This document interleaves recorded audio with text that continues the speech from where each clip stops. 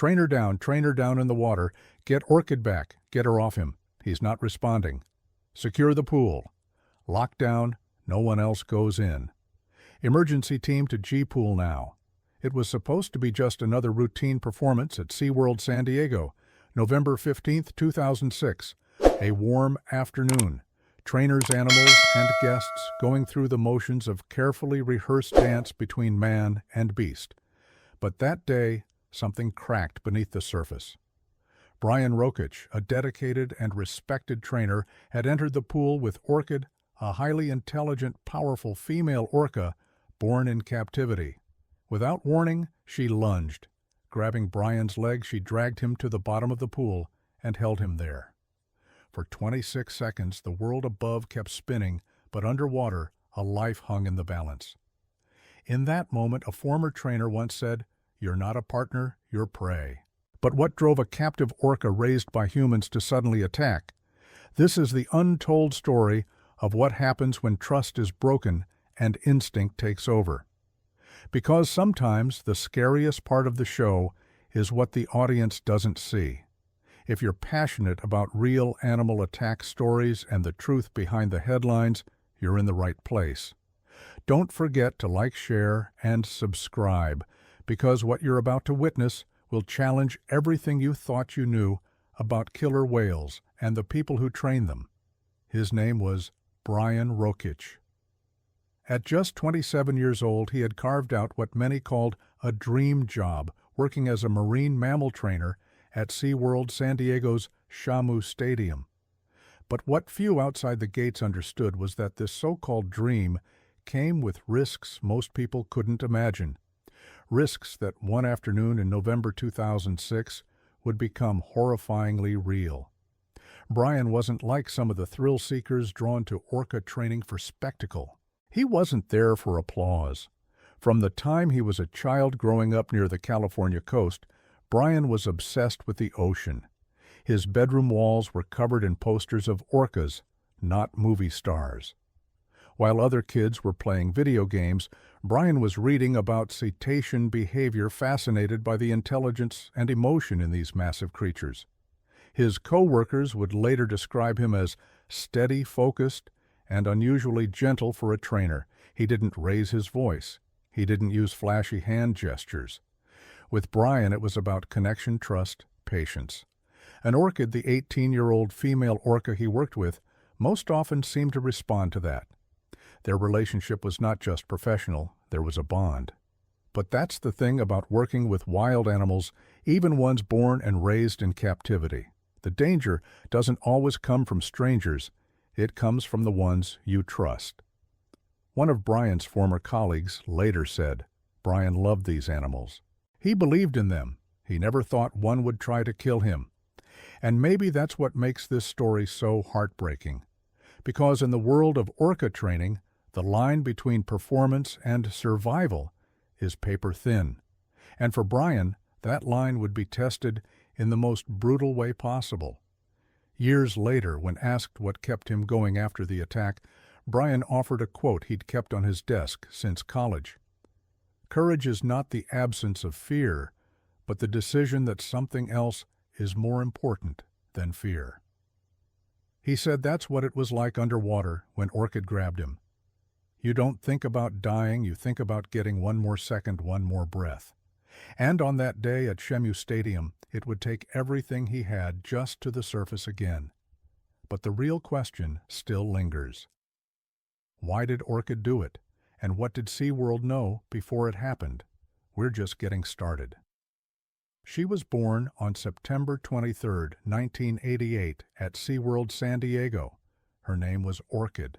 To the public, she was a star, a 7,000-pound spectacle of grace and power, flipping through the air with effortless precision, always seeming to smile. Trainers called her the perfect whale. Not because she was the friendliest, not because she was the easiest, but because she was smart, sharply intelligent.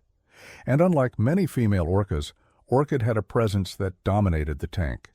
She was the daughter of Kandumaev and Orki the Serenkan, two of SeaWorld's most prominent whales. Kondu, her mother, died in front of a live audience in 1989 after a collision with another whale ruptured an artery in her jaw. Orchid was just a calf when it happened, and from that moment forward she was raised entirely by humans. No pod, no elders, no ocean. To SeaWorld, Orchid was an icon of their breeding success. Born and raised in captivity, she was trained from infancy, hand-fed by keepers, and taught behaviors meant to impress crowds. For years, she excelled executing tricks with precision, responding to cues like clockwork. But beneath the surface, something was stirring. What many didn't know or chose not to acknowledge was that Orchid had a long and quietly growing history of incidents. Small things at first refusing commands, splashing trainers, ignoring cues. But those escalated. In 1996, she reportedly lunged at a female trainer standing at the edge of the pool, knocking her off balance. In 2002, she grabbed a toy being held by a trainer and wouldn't let go, yanking it violently. Internal reports documented these events, but they were often dismissed as playful or minor behavioral issues. But play becomes power, and power, when ignored, becomes something far more dangerous. One former senior staff member at the park, who later spoke anonymously, put it simply, she wasn't unpredictable, she was underestimated. Orchid had become used to control not just over her environment, but over the people around her. Trainers walked a fine line, respecting her strength, but relying on routine. And for years, she stayed within those lines. Until November 15, 2006. That day she broke the script. And in doing so, she revealed a truth that SeaWorld had long tried to keep buried, that a killer whale is still a killer. But the terrifying thing isn't that Orchid snapped. It's that all the signs were already there, and no one listened. It was the morning of November 15, 2006, a clear, warm Wednesday at SeaWorld San Diego. The air smelled of salt water and sunscreen. Families filed into Shamu Stadium, smiling, cheering, cradling popcorn and cameras. The speakers buzzed with upbeat music as the crowd settled into their seats, waiting for the show to begin. Backstage, Brian Rokeach stood barefoot on the edge of the tank wetsuit, zipped up to his neck. He gave a small nod to the crew. This was supposed to be a light day, a basic set, nothing too flashy. Just a behavioral routine with Orchid. No dives, no lifts, just trust-based training. The kind that relied on years of mutual understanding between man and whale. He'd done this dozens of times before. As the stadium lights dimmed and the music faded, Brian slipped into the pool. The water wrapped around him like glass. For a moment, everything was calm. Orchid hovered below the surface, watching him, silent still. And that's when something shifted. She began to circle slowly, at first gliding through the water like a shadow barely breaking the surface. Trainers called this behavior checking. It was subtle, deliberate. She wasn't playing, she was watching. Brian gave her the hand cue to approach. She didn't. He gave it again. Still nothing. From the stands, no one noticed a thing. The audience clapped as the announcer spoke, unaware of the silence inside the tank. But Brian knew. The rhythm was off. Orchid's energy was wrong. Something unspoken passed between them, a kind of stillness that didn't belong there. And then she came toward him, not with her usual calm glide. This time it was faster, deliberate, straight for his legs. In the instant, Orchid's jaws closed around Brian Rokeach's left foot. Time split in two, everything before that bite and everything after. She didn't hesitate. There was no build-up, no warning. 1 second he was floating in her presence, and the next she had him in a death grip. 7,000 pounds of pure muscle pulled him downward with terrifying force. To the audience above it still looked like part of the show. Laughter cheers children on their parents' shoulders, pointing at the water, waiting for the next splash. No one could see that beneath the surface of Shamu Stadium a man was being dragged into the deep. Brian hit the pool floor fast, too fast to react. The crushing cold and pressure stunned him, but he fought to stay conscious. His body screamed, but he didn't panic. He couldn't afford to. He'd been trained for emergencies, but none of that mattered when your foot is trapped in the mouth of a predator. His ankle twisted ligaments, tearing with every shake of her head. The pain was instant and overwhelming, but he didn't scream. Screaming wasted air, so he stayed calm. He looked her in the eye, and silently he signaled for help. At the surface, a shadow stirred. Another trainer, Kenneth Peters. Standing at the edge of the pool, he saw something was wrong. Desperately, he began slapping the water with an open hand, calling out, commanding Orchid's attention, trying anything to get her to release her grip. For 26 unbearable seconds, Brian stayed trapped.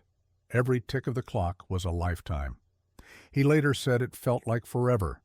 I didn't know she'd ever let go, but she did.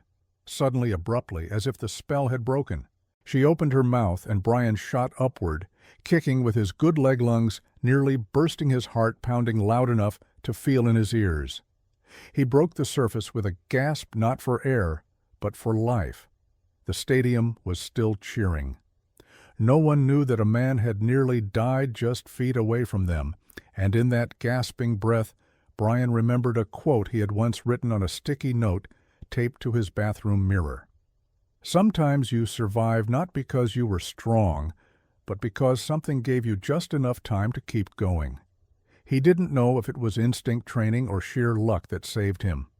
But what he did know, what became clear as they pulled him from the pool, his foot mangled and bruised, his ankle torn and bleeding, was that the rules had changed.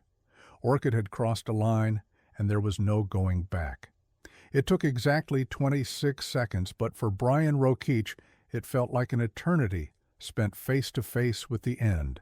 His head broke through the water with a violent gasp, coughing and choking eyes wide and searching. Trainers on deck saw his expression and rushed to him. Within seconds, the emergency team was in motion. They pulled him from the water, laid him on the wet concrete, and surrounded him as he clutched his ankle, his body trembling, his face pale. One of the trainers who helped carry him off would later describe the moment simply, he wasn't screaming. He was just staring like he couldn't believe he made it back up. They rushed him behind the stage to a medical room. His ankle was swelling rapidly, ligaments torn from the force of Orchid's bite and pull.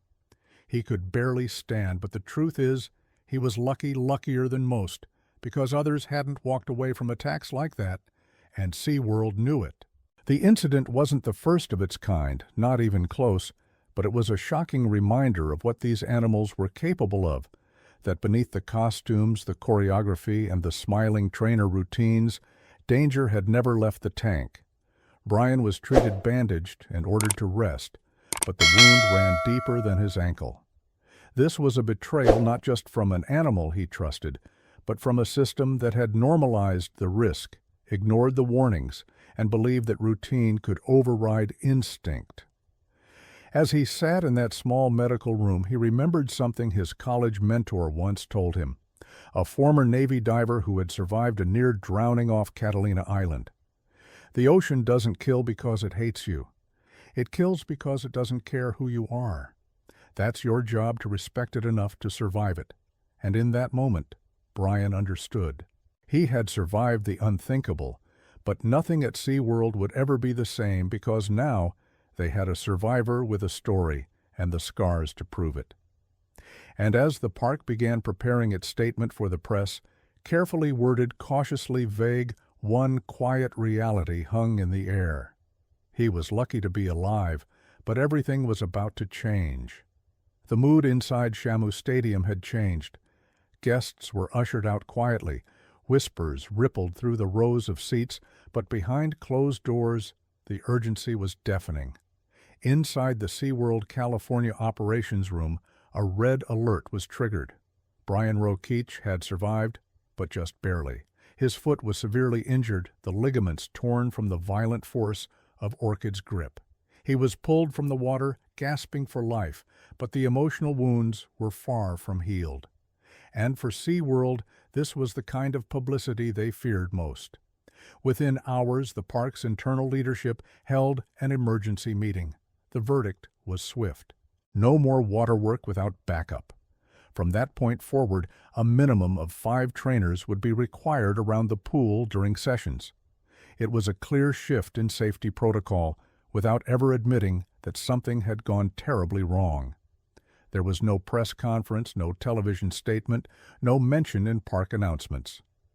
To the public, November 15, 2006, was just another sunny day in Southern California. But in confidential reports filed to OSHA, the Occupational Safety and Health Administration, the truth was preserved in black and white. The incident had happened. A trainer was dragged to the bottom of the pool, and Orchid, the very same orca involved in multiple past aggressions, had struck again. But the silence was deafening. The company's image came first, the risk to human life buried behind rehearsed smiles and glittering water shows. Still behind the scenes, something had shifted in the hearts of many trainers. What was once blind loyalty was now laced with fear and doubt. And for Brian Rokeach, his career, his body, and his trust in the animals he once loved had changed forever. Sometimes the hardest part of surviving is living with what you now know. His quiet recovery would mark the beginning of a slow unraveling inside the marine park. The surface looked calm, but beneath the water was churning. And Orchid, she was far from done. At first glance, the incident seemed like a tragic anomaly, a freak accident in an otherwise controlled environment. But beneath the glossy surface of SeaWorld California, a darker truth simmered, one that marine experts and former trainers had been whispering about for years. Was what happened to Brian Rokeach truly unforeseeable, or was it inevitable? In the weeks after the attack, a quiet group of marine mammal experts began to speak out, most anonymously, some on record. One such voice was that of Karen Fields, a former SeaWorld senior trainer who had worked closely with Orchid during the early 2000s. They always said she was safe until she wasn't, she admitted in a recorded interview years later. But those of us who spent hours with her, we knew. Orchid was clever. She tested us. Indeed, Orchid was not new to aggressive behavior. Her name had appeared in internal reports before. She was known to grab, lunge, even pin trainers against the tank walls. But each time the incidents were brushed aside as misunderstandings or playful behavior. What few outside the park understood was the mental toll captivity had on these apex predators. Locked in the same barren enclosures for decades, subjected to daily routines of jumps, tail slaps, and bows, the monotony bred frustration. Some orcas withdrew, others lashed out. Orchid, she calculated, experts pointed to signs. The repeated loops in the tank, the teeth worn down from gnawing on metal gates, the unresponsiveness during sessions. These were not just behavioral quirks, they were silent screams. Imagine a mind built to roam 100 miles a day, marine biologist Dr. Lena Kessler noted, reduced to circling a swimming pool for entertainment. It's not a question of if they'll break, it's when. And yet in training rooms and safety briefings, the message remained the same. Orchid is safe. She's never killed. She knows the boundaries. But on that day, November 15, 2006, those boundaries vanished in a single violent moment. The incident shattered illusions for many. One trainer who witnessed the aftermath later confessed, "We were all thinking it. If Brian hadn't been pulled up in time, we'd be telling a much darker story." Sometimes tragedy isn't about what happened. It's about all the times we ignored the signs. And as SeaWorld tried to quietly move forward, the question still lingered in the minds of those who knew Orchid best. What would happen next? Brian Rokeach's ordeal was terrifying, but it wasn't unique. Just a few years later, the world would watch in horror as Dawn Brancho was dragged to her death by Tilikum at SeaWorld Orlando in 2010. A year before that, Alexis Martinez lost his life at Laurel Parque during a routine training session with Cato. These weren't freak accidents. They were warnings patterns, red flags waving in chlorinated waters. Each time the official responses felt eerily familiar. Quiet internal investigations, tightened protocols, and promises of increased safety until the next tragedy struck. Experts pointed to the unspoken truth. Orcas are not meant to live in captivity. These are apex predators that swim up to 100 miles a day, in the wild reduced to concrete tanks and repetitive tricks forced to suppress instincts for applause. We look into their eyes and see reflection, but inside those eyes there is grief, there is rage, there is memory. Documentaries like Blackfish didn't just reveal the cracks in the system, they shattered the illusion entirely. Public trust began to unravel, attendance dipped, protests erupted at park entrances. Former trainers came forward, their voices trembling with guilt and truth. In a 2008 interview, a former SeaWorld trainer whose name was withheld spoke plainly. They always said she was safe until she wasn't. But we knew. We all knew Orchid was different. And it wasn't just Orchid. A retired veterinarian who consulted for marine parks for over a decade once said, "You can train behavior, but you can't train out trauma." These animals remember. There was one story that particularly captured hearts. A young girl named Isabel, just 10 years old, who after watching a show at SeaWorld San Diego in 2009, wrote a letter to her school. "I used to think the whales were smiling, but now I think they're crying. Please let them go." That letter went viral. It reached conservation groups, lawmakers, and eventually the inboxes of SeaWorld executives. Sometimes it takes the smallest voice to spark the biggest change. Because at the center of this debate, beyond profits, shows and headlines are living, breathing beings, trapped, frustrated, misunderstood. And the world was finally starting to listen. In the wild, their power is breathtaking. In tanks, it becomes dangerous. But even as the curtain started to fall on orca performances, the damage both to the whales and their trainers was already done. And the question still lingers. How many more lives must be changed or lost before we stop clapping Brian Rokeach survived? His body healed, but something inside him never fully returned. After that harrowing day with Orchid, he made a silent vow. He would never enter the water with a captive orca again. He quietly stepped away from public performances. No final show, no applause, just a private goodbye to the stage he once loved, and the orcas he once believed he truly understood. But his story remains, not just as a story of survival, but as a warning, because Brian was one of the lucky ones. In the years since his attack, the world has changed. The spotlight that once bathed marine parks in admiration has begun to people are asking harder questions, demanding transparency, choosing compassion. And now it's your turn. Your voice matters. Your choices matter. Whether it's speaking out, refusing to buy a ticket, or simply sharing stories like Brian's. The ripple effect is real. For every orca still circling a tank, for every trainer who steps into the water believing they're safe, for every child taught that entertainment should never come at the cost of life. Let this be the moment we remember. Let this be the moment we change. Even in moments of darkness, survival is possible. But what will it take to stop the next tragedy? The sea is not our stage. It is their home. If this story moved, you consider taking action. Like, subscribe, and share this video. Support organizations advocating for marine mammal freedom. Say no to parks that profit from captivity. Educate. Speak up. Be the voice they don't have. Because the next tragedy doesn't have to happen. Not if we decide enough is enough. Thanks for watching.